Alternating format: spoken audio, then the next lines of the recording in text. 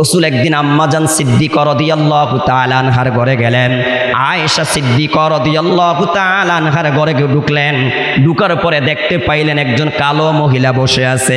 আল্লাহর হাবিব মস্কারি করে বললেন, রসুল রসিকতা করে বললেন, কোন কালো মহিলা আল্লাহর জান্নাতে যাবে না, কোন বৃদ্ধা মহিলা আল্লাহর জান্নাতে যাবে না। রসুল এই কথা বলে ঘর থেকে বেরিয়ে গেলেন। মহিলা বসে বসে চোখের পানি ছেড়ে কান্না করতে লাগলেন। তারপরে যখন রসুল ঘরের মধ্যে আসলেন, আম্মাজান আয়েশা বলেন, নবীজি আপনি তাকে এমন কি কথা শুনাইলেন যেই কথা শোনার পরে মহিলা অজরে চোখের পানি ছেড়ে কান্না করতেছে। নবীজি বলে, আয়েশা আমি যা বলেছি তা সত্য, একটু মিথ্যা বলি না। এই কালো মহিলাকে যদি আল্লাহ জান্নাত দেয়, আল্লাহ তাআলা পূর্ণিমার চাঁদের মতন সুন্দর করে তাকে জান্নাত দিবে। চিল্লায়া বলি সুবহানাল্লাহ। এই বৃদ্ধা মহিলাকে যদি আল্লাহ তাআলা জান্নাত দেয়, আল্লাহ তাআলা তাকে 30 অথবা 33 বছরের যুবতী বানায়া কি করবে? জান্নাত দিবে। আল্লাহর নবী যখন এই কথা বললেন, মহিলা হাসতে লাগলেন। তখন নবীজি বললেন, আমি তোমার সাথে একটু রসিকতা করেছি, একটু মজাক করেছি। হ্যাঁ আমার ভাইয়ারা, বন্ধুরা আমার, এখানে একটা হাদিস মনে রাখেন, রসিকতা করো, মিথ্যা কথা বলা যাবে না। রসিকতা করো, মিথ্যা কথা বলা যাবে না। রাসূলের সাহাবী ইবনে মাসউদ রাদিয়াল্লাহু তাআলা আনহু বলেন, যারা রসিকতা করে মিথ্যা কথা বলে না, এদের অন্তরে আল্লাহ তাআলা ঈমানের মজা সৃষ্টি করে দিবে। বলি সুবহানাল্লাহ। তাই বলতেছিলাম ভাইয়েরা আমার, রাসূলের একজন সাহাবী যার নাম হলো উসাইদ বিন হুদাইর রাদিয়াল্লাহু তাআলা আনহু। এই সাহাবী একজন রসিক সাহাবী ছিলেন। তিনি একদিন সাহাবীদের সামনে বক্তব্য দিতে লাগলেন, সাহাবীদের সামনে ওয়াজ করতে লাগলেন, নসিহত করতে লাগলেন, উপদেশ দিতে লাগলেন। সাহাবী ওয়াজ করতে যায় সাহাবীদেরকে হাসাইতে লাগলেন, মানুষদেরকে হাসাইতে লাগলেন। শুধু হাসায়, মানুষদেরকে শুধু হাসায়। নবীজি যখন তার কাছে আসলেন, এসে আল্লাহর হাবিব তার কোমরের মধ্যে একটা কি করলেন? খোসা দিলেন। নবীজি তার কোমরের মধ্যে একটা খোসা দিলেন। খোসা দিয়ে বললেন, একে হুদাইন, তুমি এইভাবে মানুষকে হাসাও কেন? এইভাবে মানুষকে বারবার হাসাও কেন? এই সাহাবীকে রাসূল যখন কি করলেন? খোসা দিলেন।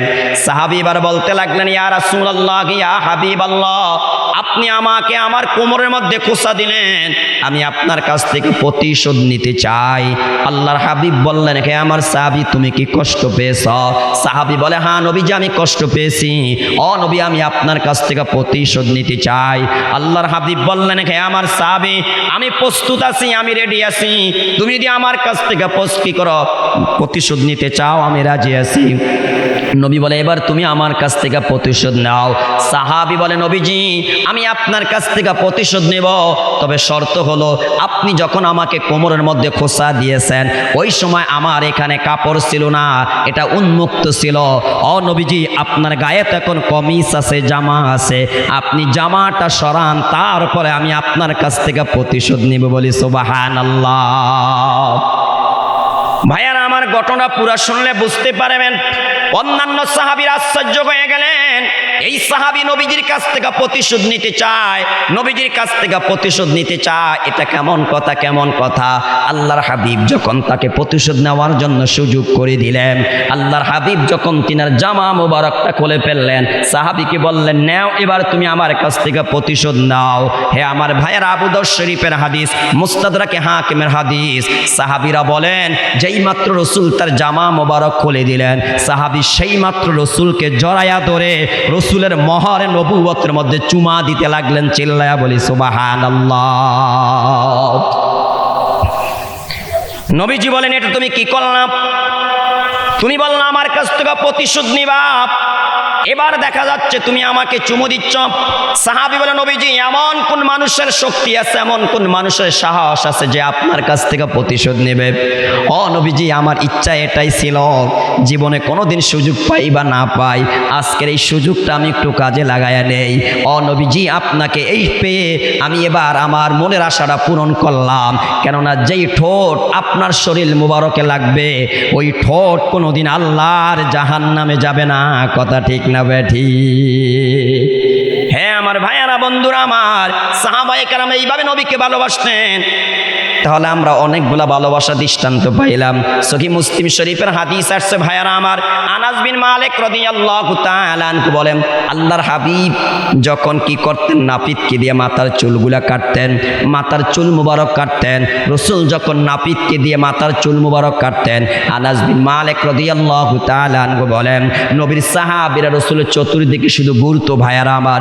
যেইভাবে খানায় কাবা মানুষ তওয়াফ করে, সাহাবীরা রাসূলের চতুর্দিকে এইভাবে ঘুরতেন, এইভাবে ঘুরতেন।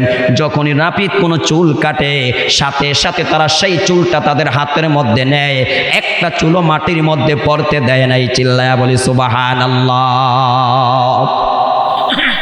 এখনো রাসূলের চুল মুবারক হেফাজত আছে না? কি রে ভাই, কথা বলেন না কেন? আছে না? এগুলা কারা হেফাজত করছে? সাহাবায়ে কেরাম এগুলো হেফাজত করছে। প্রিয় ভাইয়ারা আমার, বন্ধুরা আমার, সাহাবীরা রাসূলকে ডাইরেক্ট ভালোবাসতেন, আমরা তো ডাইরেক্ট ভালোবাসতে পারবো না। আজকে ডাইরেক্ট রাসূলের ওযুর পানি নিয়ে আমরা আমাদের শরীরে মালিশ করতে পারবো না, রাসূলকে জড়ায়া ধরে চুমু খেতে পারবো না। কথা বলেন না কেন? রাসূলের থুতু মুবারক নিয়ে শরীরে মালিশ করতে পারবো না, রাসূলের চুল মুবারক হাতে নিয়ে আমরা কি করতে পারবো না? মহাব্বত করতে পারবো না। এখন প্রশ্ন জাগে, হুজুর আমরা রাসূলকে কিভাবে ভালোবাসবো? আল্লাহর হাবিব বলেন, তিরমিজি শরীফের হাদিস, মান আহাব্বা সুন্নতি ফাকাদ আহাব্বানি ওয়া মান আহাব্বানি কানা মাই ফিল জান্নাহ। রাসূল বলেন, যে আমাকে ভালোবাসতে চায় সে যেন আমার সুন্নাতকে ভালোবাসে, যে আমার সুন্নাতকে ভালোবাসবে সে যেন আমাকে ভালোবাসলো, আর সে আমার সাথে জান্নাতে থাকবে। চিল্লায়া বলি সুবহানাল্লাহ। রাসূলকে ভালোবাসা আমাদের জন্য সুযোগ কি? রাসূলের সুন্নাতকে ভালোবাসা। বলেন কি ভালোবাসা? বলেন, একটু আওয়াজ দিয়ে বলেন না, কি ভালোবাসা ভাইয়ারা আমার? রাসূলের সুন্নাতকে ভালোবাসা। আপনি এখন ঘরে ঢুকবেন, সালাম দিয়ে ঢুকা, এটা রাসূলের সুন্নাত। ডাইন পাও দিয়ে ঢুকবেন, এটা রাসূলের সুন্নাত। পায়ের থেকে জুতা খুলবেন, আগে বাম পায়ের জুতা খুলবেন, এটা রাসূলের সুন্নাত। জুতা যখন পরিধান করবেন, আগে ডাইন পাও জুতার মধ্যে ঢুকাইবেন, এটা সুন্নাত। কথা বুঝেন না মনে হয়? জুতা খোলার সময় কোন পাও বলেন না, আর পরার সময় কোন পাও, ঘরে ঢুকার সময় কোন পাও, বের হওয়ার সময় কোন পাও, মসজিদে ঢুকার সময় কোন পাও, ডাইন পাও, বের হওয়ার সময়, টয়লেটে ঢুকতে বাম পাও, বের হইতে। এই সুন্নতগুলা কি আসলে আমরা মানি? কয়জনে মানি বলেন? ইসলাম শুধুমাত্র মনে করি 5 ওয়াক্ত নামাজ পড়লাম, এই ইসলাম পালন করে ফেললাম। এই যে ঘুমাইতে যাব আমরা, কত সুন্নাত। আপনাকে একটা কিতাবের কথা বলি, ইমাম নববী রাহিমাহুল্লাহ, যিনি মুসলিম শরীফের সরা লেখছেন, অনেক কিতাব লিখেছেন, তিনি একটা কিতাব লিখেছেন আল আজকার। এই কিতাবটা আপনি কিনে পড়বেন, বাংলাও এটা বের হয়ে গেছে, এটা আরবি মূল কিতাব। এই কিতাব পড়লে আপনি জানতে পারবেন রাসূল ঘুমানোর আগে কতগুলা সুন্নত পালন করতেন, কত দোয়া পড়তেন, আবার ঘুম থেকে উঠার পরে কত দোয়া পড়তেন, কত আমল জি করতেন। আল্লাহু আকবার। আমরা কিছু সুন্নত আদায় করি ভাইয়ার আমার। আমি আমার আলোচনা ইতি টানতেছি ভাইয়ার আমার। তো রাসূলের ভালোবাসা শুধু মুখে মুখে দাবি করলে হবে না, রাসূলের সুন্নাতগুলো আমাদেরকে পালন করতে হবে। আজকের থেকে একটা সুন্নাত মানেন যে ওযুর সময় মেসওয়াক করব, ঘুমানোর পূর্বে মেসওয়াক করব, ঘুম থেকে উঠার পরে মেসওয়াক করব। কয়জনের কাছে মেসওয়াক আছে বলেন তো? এখানে আমরা যারা আছি, কয়জন মুসল্লির কাছে মেসওয়াক আছে? কয়জনের ঘরে মেসওয়াক আছে আমাকে বলেন? কয়জনের ঘরে আছে ভাইয়ারা আমার? কয়জনের ঘরে খাবারের সময় দস্তরখান বিছানো হয়? এই যে এখন ঘুমাইতে যাব, রাসূল প্রতিটা রাত্রে ঘুমানোর আগে সুবহানাল্লাহ 33 বার, আলহামদুলিল্লাহ 33 বার, আল্লাহু আকবার 34 বার, রাসূল 100 বার এই তাসবিহগুলা পরে ঘুমাইতেন। নবী বলেন, তুমি 100 বার পরে ঘুমাইবা, মিজানের পাল্লায় 1000 বার ওজন করা হবে। কতবার বলেন না ভাইয়ারা আমার? কতবার? 1000 বার। এখানে কয়জন আছে যে হুজুর আমি আমলটা করি, যে ঘুমানোর আগে সুবহানাল্লাহ 33 বার, আলহামদুলিল্লাহ 33 বার, আল্লাহু আকবার 34 বার পরে আমি ঘুমাই? কয়জন মা বোন আছে এই আমলটা করে ঘুমায়? ছোট্ট একটা আমল শুনেন, তিরমিজি শরীফের হাদিস।